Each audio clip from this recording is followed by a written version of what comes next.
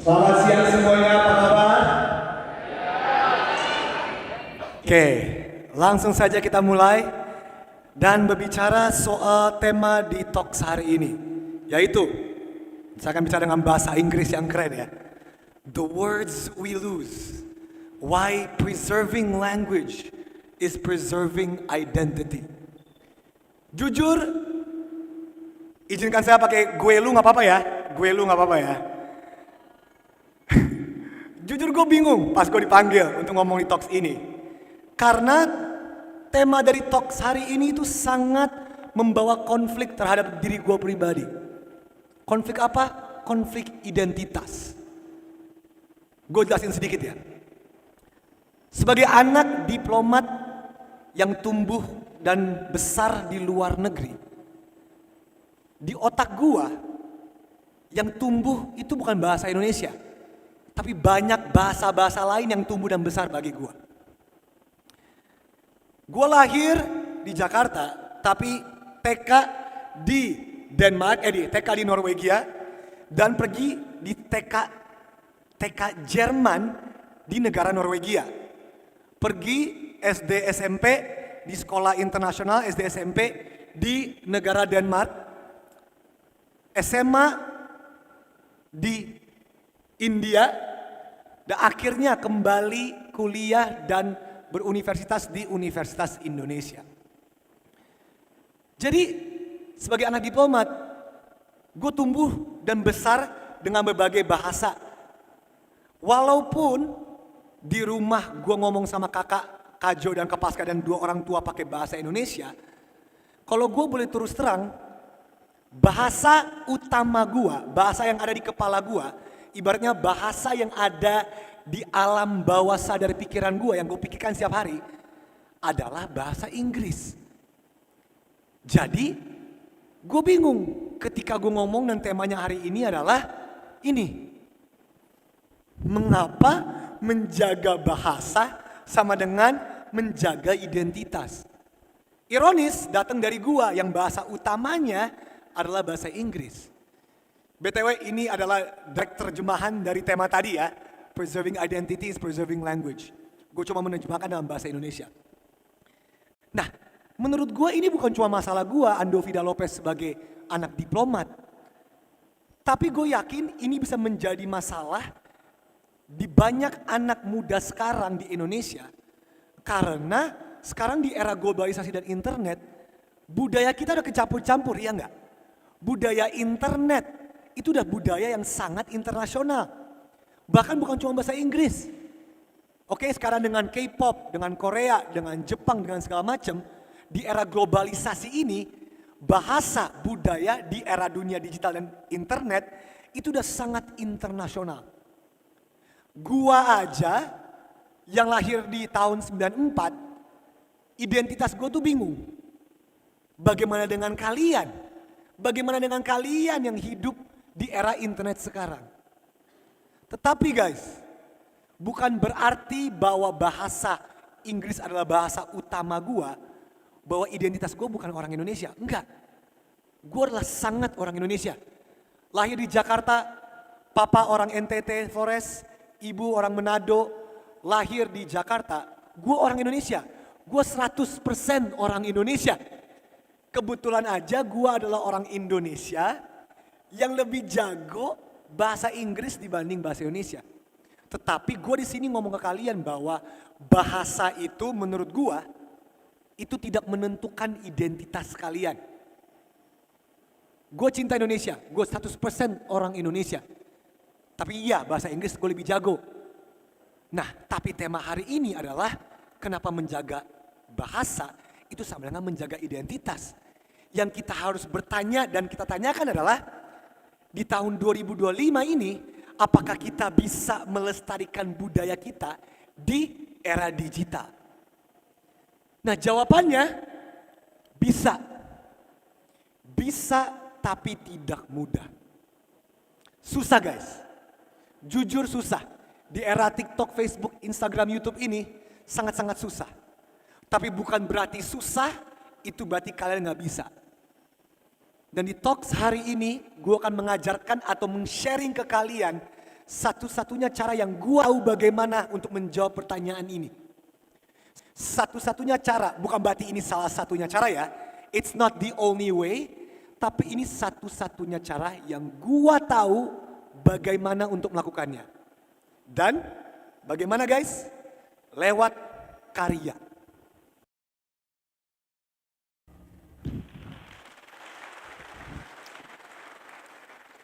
Pensi atau Pentas Suara Indonesia adalah karya gue dan Kajo yang dasarnya itu karena keresahan kita berdua.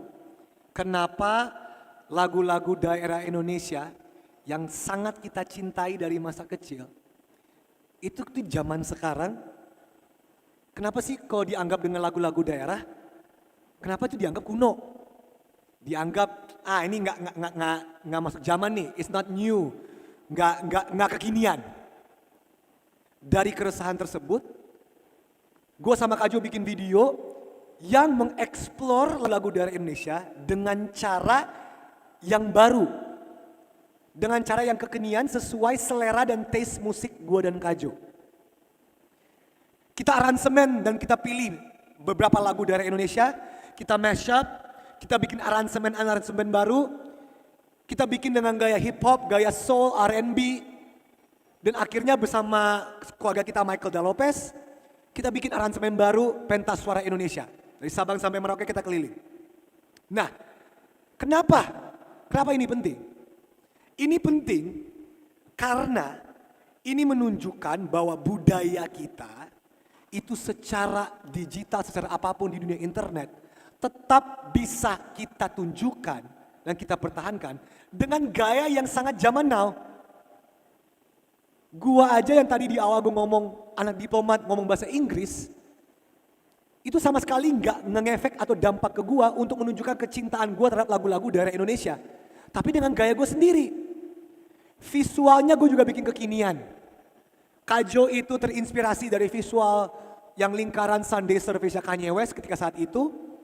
Choirnya kita bikin choir nyanyi live choir, puluhan bahkan ratusan orang keliling, nyanyi lagu live, tepuk tangan, ada tarian-tarian tradisional yang kita bikin sedikit modern juga.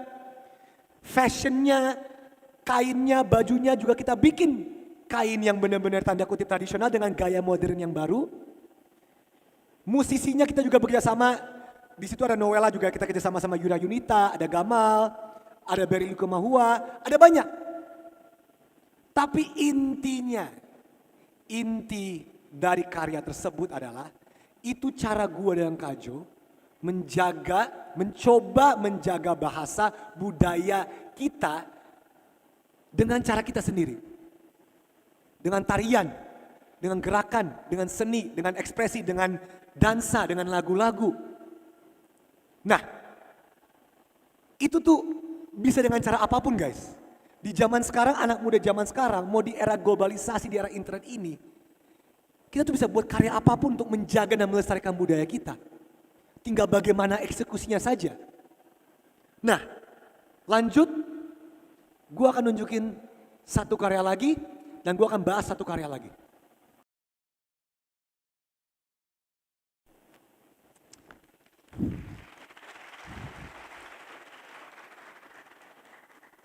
Polarisasi musikal karya saya dan Kajo adalah sebuah musikal yang tayang tahun lalu secara offline di tahun 2024 di 12 show. Dan mungkin ini nggak tayang secara online seperti Pentas Suara Indonesia. Tapi secara offline ini banyak sekali cuplikan-cuplikan digital yang keluar. Dan gue yakin di sini, karena mungkin di Semarang nggak banyak orang yang nonton polarisasi musikal. Yang nonton kemarin polarisasi musikal boleh tepuk tangan? Cuman satu orang doang, terima kasih banyak. Gak apa-apa, karena itu membuktikan bahwa itu show offline. Nah, tapi musikal ini tuh sebenarnya intinya kenapa sih? Intinya musikal ini, karya saya dan Kajo, itu menunjukkan apa yang terjadi di masyarakat Indonesia setiap kali ada pemilihan umum. Nah, di tahun 2024 kemarin, tahun pemilu. Nah, ini karya yang rame di sosmed kemana-mana, rame di TikTok, rame di mana-mana walaupun ditayangin secara offline. Sekali lagi, itu karya yang datang dari keresahan saya dan Kajo Kenapa sih masyarakat kita selalu terpecah belah? Selalu terpolarisasi. 12 show, 10.000 plus orang di Jakarta. Nah, kalian bakal bertanya, Kak Andovi, lah itu kan musikal tentang pemilu, tentang politik. Apa hubungannya sama budaya? Justru argumen saya, apa yang kurang, apa yang tidak lebih dari budaya Indonesia, itu politik dan pemilu kita. Dan itu caranya, politik dan pemilu, itu kita cover dan cara kita presentasikannya dengan karya seni, dengan tarian, dengan lagu, dengan teater, dengan seni pertunjukan. Ini bukan cuma saya dan Kak Jo ngomong soal pemilu, tapi kita bikin cerita 2,5 jam soal 5 mahasiswa yang bikin tugas akhir, yang tiba-tiba, nggak mau spoiler, kena masalah dan kena imbas dari pemilu. Tapi intinya itu sebuah cerita, itu sebuah karya. Di tengah-tengah polarisasi musikal itu juga ada tarian-tarian yang ada unsur-unsur Indonesia. Nyanyian-nyanyian dan lagu-lagu yang ada unsur dangdutnya. Pokoknya ada banyak hal di 2,5 jam acara musikal tersebut di mana kita juga memakai budaya dan kita memakai dan kita mempertunjukkan hal-hal yang tanda kutip berbau Indonesia. Nah, inti dari 2 karya ini tuh apa sebenarnya?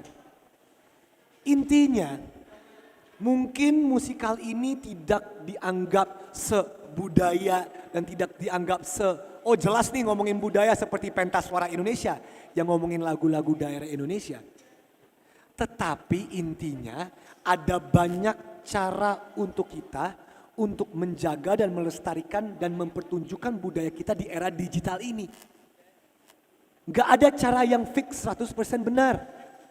Dan kalian juga gak harus, anak muda zaman sekarang gak harus bikin acara yang besar seperti pentas suara Indonesia atau polarisasi musikal. Kita semua bisa melakukannya dengan cara dan gaya kita masing-masing.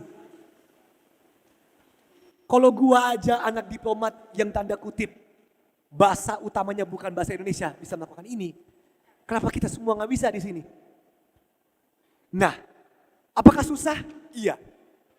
Tapi justru gue berargumentasi bahwa di era digital sekarang, justru ini eranya di mana kita bisa menunjukkan ke luar negeri, kemanapun di dunia global internasional, bahwa orang Indonesia tuh bisa kok. Akses internetnya dan akses kita menunjukkan karya-karya kita sekarang sangat terbuka. Justru ini saatnya kita nunjukkan di era globalisasi di tahun 2025 ke atas, bahwa anak muda bisa bikin karya apapun.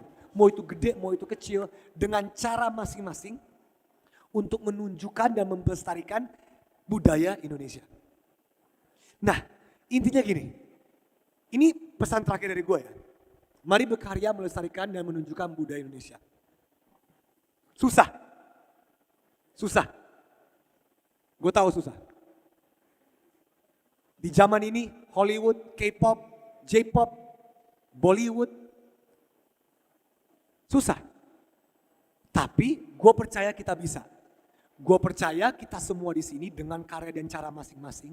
Mau itu gede, mau itu kecil. Mau itu dengan seni pertunjukan, teater, tarian, podcast, karya-karya di sosmed. Asal tujuannya clear, asal tujuannya untuk menciptakan sesuatu atau untuk membuat sesuatu yang datang dari keresahan kalian pribadi, semuanya fine-fine aja.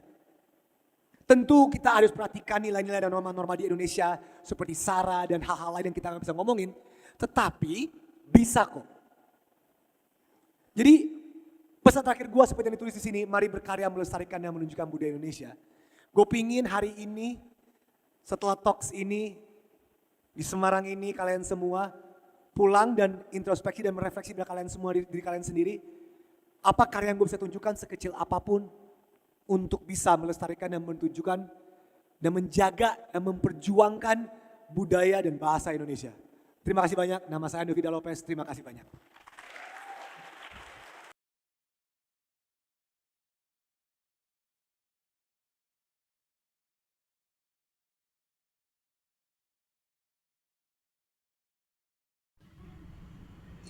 Assalamualaikum warahmatullahi wabarakatuh. Let me introduce myself. My name is Natasha, student number 20. I'm from class A, and in this video I will try to interpret a speech from Indonesia to English. This speech is delivered by Andovi Lopez. The title is The Words We Lose. Why Preserving Language is Preserving Identity. The speech is delivered in 28 July 2025. Okay, I will try to interpret. So, I will try to talk as Andovi. Okay, good afternoon everyone. How are you? Okay, let's get started and talk about the theme on today's talk. That is, I will speak in cool English, okay? The words we lose. Why preserving language is preserving identity? Honestly, let me use your name. Honestly, let me use gue lu. Is that okay? Honestly, I was confused when I was called to speak here because the theme of today's talk really brought conflict to me personally. What conflict? Identity conflict. Let me explain a little bit.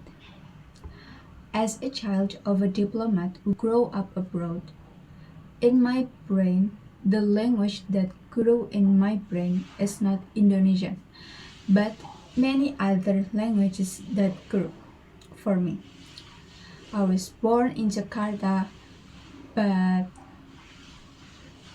I studied in kindergarten in Norway and went to kindergarten in Germany, Norway, went to elementary school, junior high school in Denmark, high school in India, and finally went back to college or university at the University of Indonesia. So, as a diplomat's child, I grew up speaking various languages. Even though at home I speak Indonesian with my older brothers Kajo and Kapaska and my two parents. If I may be honest, my main language, the language in my head, the language in my subconscious mind that I think about every day is English. So I'm confused when I talk or speak about the today's theme. Is this why is preserving language the same as preserving identity? It's kind of ironic coming from a person whose primary language is English. By the way, this is a translation of the previous theme. Preserving identity is preserving language. I only translate it into Indonesian. Well, in my opinion, this is not just my problem. Andovi Lopez as the child of a diplomat, but I'm really sure this could be a problem for many young people today in Indonesia, because now in the era of globalization on the internet, our cultures have become mixed up, right? Internet culture is a very international culture, not even just English. Now there are K-pop, Japan, and with all sorts of things in this era of globalization. Language, culture in the era of the digital world and the internet is already very international. I was born in 94 and my identity is confused. How about you guys? How about those of you who live in this era? But guys, That doesn't mean that English is my main language, that my identity is not Indonesian. No, I'm very Indonesian. I was born in Jakarta. My father is from Ente, Forest. My mother is from Manado. I was born in Jakarta. I'm Indonesian and I'm 100% Indonesian. It just so happens that I'm an Indonesian who is better at English than Indonesian. I'm here to tell you that my opinion is that my identity. I love Indonesia. I'm 100 Indonesian. My is better. Well, today is why preserving language and preserving identity. What we have to ask, and we are asking in 2025, can we preserve our culture in the digital era? Well, the answer is yes, we can, but it's not easy. It hurts, honestly, it really hurts of TikTok, Facebook, Instagram, and YouTube, but it doesn't mean that it's difficult. And in today's talk, I will teach or share with you the only way I know how to answer this question. The only way. It doesn't mean this is the only way, okay? It's not the only way, but this is the only way I know how to do it. And how is it? Guys, through work. Through the work.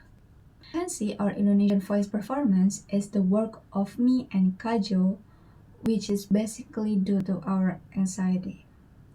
Second, why are the Indonesian regional songs that we loved so much from childhood so relevant today? Why is it considered a regional song? Why is it considered old-fashioned? It's considered, oh, this is not fashion, it's not new, no, not up to that. From this concern, Kaju and I made a video that explores Indonesian regional songs in a new way, in a way that is contemporary and suits Kaju and my musical taste and preferences. We arrange and choose several songs from Indonesia. We mash up, we make new arrangements, we make them in hip hop style, soul style, R&B style, and finally, with our family Mitchell Delbas, we're making a new arrangement for the Indonesian soundstage. From Sabang to Merauke, we travel around. Well, why? Why is this important? This is important because it shows that our culture is digital. Whatever it is in the internet world, we can still show it and maintain it in a very modern style. I just said at the beginning that the diplomat's son speaking English had no effect or impact on me at all in showing my love for Indonesian regional songs. But with my own style, I also make my visuals contemporary. Kaju was inspired by the visuals of Kanye West's Sunday Service Circle at that time. We make the choir sing live choir. Dozens or even hundreds of people go around singing live songs, clapping their hands. There are traditional dances that we make a little modern too. The fashion, the fabric, the clothes. We also make fabrics that are truly traditional with a new modern style. We also collaborated with musicians like Novella, Yura Yunita, Gamal, Berilo Mahua, and many more. But this and the work is that it is my way with Kajo try to maintain our cultural language in our own way with dance, with movement, with art, with expression, with songs. Well, that can be done in any way. In today's era, young people today want to live in an era of globalization. In this internet era, we can create any work to protect and preserve our culture. It just depends on how it is executed. Well, let's continue. I will show you one more work and I will discuss one more work. The musical Polarization by me and Kajo is a musical that was shown offline last year in 2024 in 12 shows, and maybe it wasn't shown online like the Indonesian voice actor, but offline. There were a lot of digital clips that came out, and I'm sure here because maybe in Semarang, not many people watch the musical Polarization. Those who watched the musical Polarization yesterday were only allowed 1%. Thank you very much. It's okay because it proves that it's offline show. Well, but what is the point of this musical? In a sense, this musical created by me and Kajo shows what happens in Indonesian society every time there is a general election. Well, in 2025, 2024, it was an election year. Well, this is a work that is busy on social media everywhere, popular on TikTok, popular everywhere, even though it is broadcast offline. Once again, this is a work that came from my and Kajat anxiety. Why is our society always polarized? 12 shows, 10,000 plus people in Jakarta. Now you might ask, Kajovi, that is music about elections and politics. What does it have to do with color? My argument, what is not in Indonesian culture is our politics and elections. Elections. That is the way these elections. But in the past, we covered it and we presented it through works of art, through dance, through song, through theater, through performing arts. This is not just me and Kaijo talking about the election, but we are making a 2.5 hour story about 5 students working on their final assignments who suddenly don't want to give any spoilers and get into trouble and are affected by the election. But the point is, it's a story, it's a work. In the midst of the musical Polarization, there are also dances that contain Indonesian elements, songs that contain dangdut elements. Basically, there are many things in the 2.5 hour musical event where we also use culture and we show things that are quote Indonesian. So, what is the essence of these two works? The point is that perhaps this musical is not considered as cultural and it's not considered as clearly it talks about culture like the Indonesian Suara stage, which talks about Indonesian regional songs. But the point is that there are many ways for us to maintain, preserve, and showcase our culture in this digital era. There is no way that is 100% correct. And you also don't have people today. You don't have an Indonesian folk festival or musical organization. We can all do it in own time. If I were the child whose language is not Indonesian, I would just why can't it be? Well, difficult. I actually know that in this digital era, this is the era where we can go abroad, where the international world that Indonesia has impact our works in a very open. Fact, this is the era of in 2025 and that it will create work. Whether it's big or small, it has its own option to presentation. Well, the point is, this is my last message. Let's preserve a show Indonesian culture. Difficult, it's hard. I know it's hard in this era. Hollywood, K-pop, J-pop, I believe all have our own ways, whether big, whether it's small, whether performing arts, theater, dance, those are social media.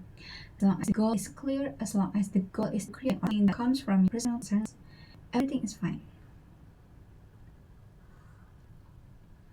Of course, we have to pay attention to the values and norms in Indonesia, such as Sara and other things that we can talk about. But it is possible. So my final message as written here, let's work to preserve and showcase Indonesian culture. I want you all to go home today after this talk in Semarang and introspect and reflect on yourselves what work I can show, no matter how small, to demonstrate, maintain, and fight for Indonesian culture and language. Thank you very much. My name is Nid. Thank you very much. My name is Andovida Lopez.